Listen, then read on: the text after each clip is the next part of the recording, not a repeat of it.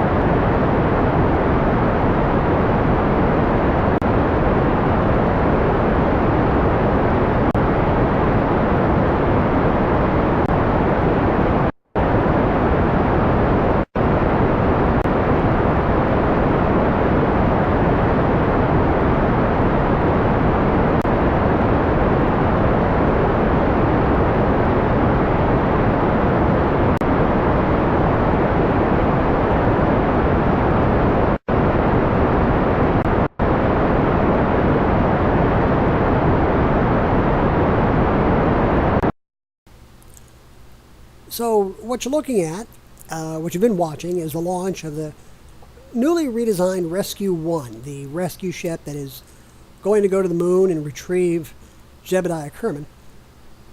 I decided to keep quiet during the initial phase of launch. For those of you that enjoy the sights, the sounds, the exhilaration of a space launch, I probably won't be doing a lot of commentary during that time. In fact, I've been playing around. Well, I've been in the full version of Kerbal Space Program since December, for about 5 months now. And I see the potential in that one to just do more cinematic launches, just make the launches look prettier. Yeah, that's a lot of space junk there, isn't it? And then, wait until either I'm in space to start commentary, because that's when it gets quiet, or until the process just becomes mundane, like, engaging in maneuver nodes, whichever comes first. But anyway, with the with the launch well underway, we get into orbit, and we then start lining up our translunar injection burn. Set up a maneuver node here, and in a moment, if I haven't already done it, maybe I've skipped it because I've had it in 4 times acceleration for so long, I'm going to check out the spacecraft, and you're going to see I'm out of monopropellant. So I zero in on the spacecraft, mouse over the big tank. It's empty. I've got 5 tanks here, 4 of the roundifieds, and I normally turn off the tank that's attached to the lander, but I forgot to do that. And of course, I had added all the various roundified tanks in hopes that I just have surplus RCS, because I knew I needed a lot to keep such a long spacecraft stable, trying to get it in orbit, trying to muscle it around, get it on the maneuver nodes and such. Even putting it on, going through the roll program to put it on the 90 was required I move it around. There you go. All 5 tanks, bone dry. But yeah, even putting on the 90 had required I muscle the spacecraft around quite a bit with the RCS, and I just muscled my way out of monopropellant. I got none left. But after careful consideration, decision was made. Fuck it, we go. As we set up for the burn, you're probably wondering why 3 of my engines are green, and I am too. But I don't really know, and it doesn't seem to affect the spacecraft. I'm guessing that they've been highlighted in some way, or selected, but I don't know how that happened. Anyway, we're going to reuse up the last of fuel in those tanks, jettison them, switch to the main booster, use that to head on out to the moon. I've sped the video up about 4 times, and soon I'm going to go ahead and put on time warp as we head out towards the moon.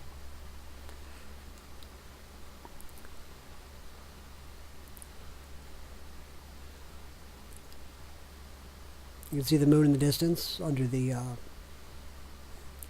speedometer there. Here we go. We do time warp. I'm always concerned about crashing into all that debris. Fortunately, I haven't piled up that debris in the full version, but in the demo I've piled up quite a bit. Once we enter the Mun's sphere of influence, I set up a maneuver node that will not just put the spacecraft in orbit, but it will also give us a flight path that crosses directly over Jebediah's crash site. We then make a couple of passes in order to bring the orbit down to a nice tight 10,000 meter orbit before beginning our descent. Now, a funny thing happened on our way to the surface of the Mun. Fraps, my recording software, records huge files, and I started running out of disk space. I started getting these messages, the game started slowing down. So I had to stop playing the game and go render some video, run it through Virtual Dub, make the files smaller and more reasonable sizes, delete the huge files. I had to do all that stuff before I could come back, continue the flight, and land. And of course, by that time, I forgot to record the landing, the most important part of this whole mission. The successful landing of Bill Kerman. Here he is, dancing a little jig at the end of the ladder, all happy that he made the first successful propulsive landing on another Mun. He didn't crash the ship. Yay, yay, yay, I didn't crash, yay, yay. And he runs around, runs in circles, does a little dance. And why shouldn't he? I mean, he just made history for the Kerbal Empire. So anyway, after running around, realizing I don't have a flag to plant, or anything like that, But for now, there's nothing left to do but get back aboard the spacecraft. Don't use the jetpack, Bill. Just use the ladder. That's why I gave it to you. There you go. Climb on up there. Climb on up to the top. There you go. Transfer command to the top. And now we just wait for Jebediah to make his way over from the crash site.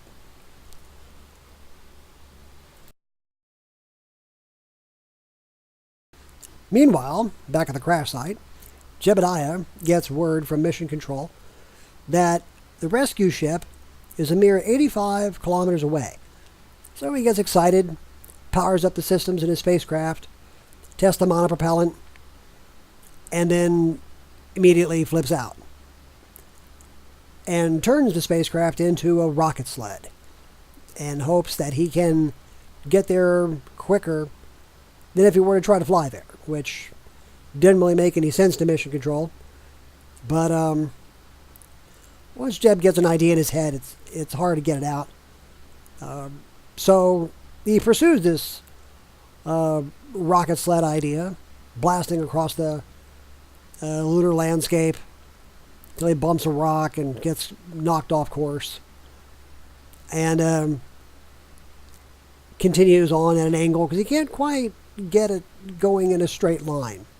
Probably because the ship is round and it just wants to roll all over the place. But after getting a handle on the monopropellant, controls, letting the ship come to rest, he immediately will turn the spacecraft around and try it again. If it lets him, if it's not out of mono just yet. It's not. Still got some ways to go there. Come on, Jeb, let's go. Oh. Controls. The controls on this monopropellant are a little flaky. Of course, it doesn't help that you're upside down. It doesn't help that you're using a spacecraft as a rocket sled. It's not designed to do that. But soon Jeb gets oriented and goes on his way. Unfortunately, we're not making a lot of progress here. There's a lot of ground to cover. And there's not a lot of monopropellant left to cover that ground. Jeb doesn't relish the idea of walking all that distance.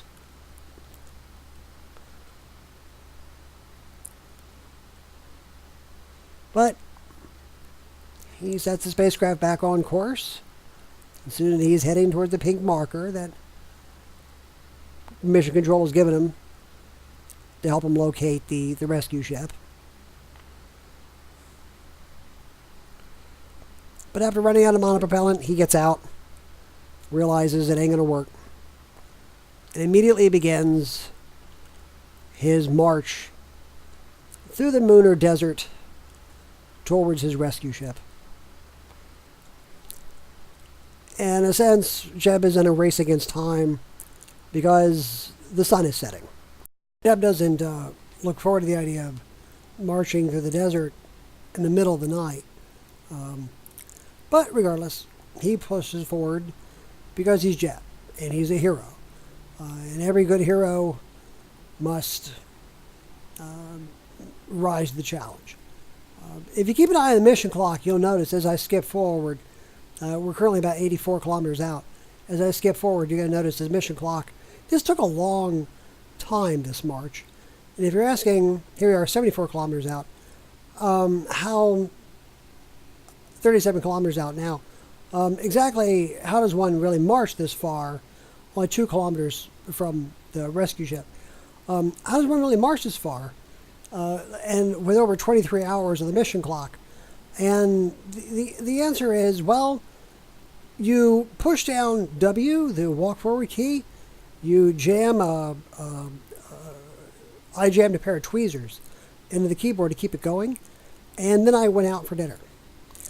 And I went grocery shopping, and I did this a couple days in a row. Here we are at the ship. Jeb's finally arrived. He's now going to board. And you got to do this like a couple days in a row. I mean, for like a week.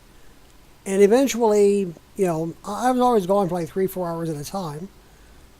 And I would come back, and I've only advanced, 10 kilometers.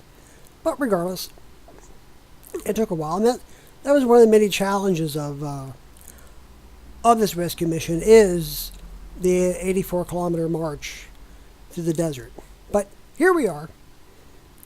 Jeb has now boarded the spacecraft. He reunites with Bill. Everybody's smiling as they enjoy their reunion. And we quickly realize we probably don't have enough fuel to make it back. So a radio message is sent out to Bob, because we're going to need Bob's help in order to get back. And that will bring us to part 2 of the rescue of Jebediah.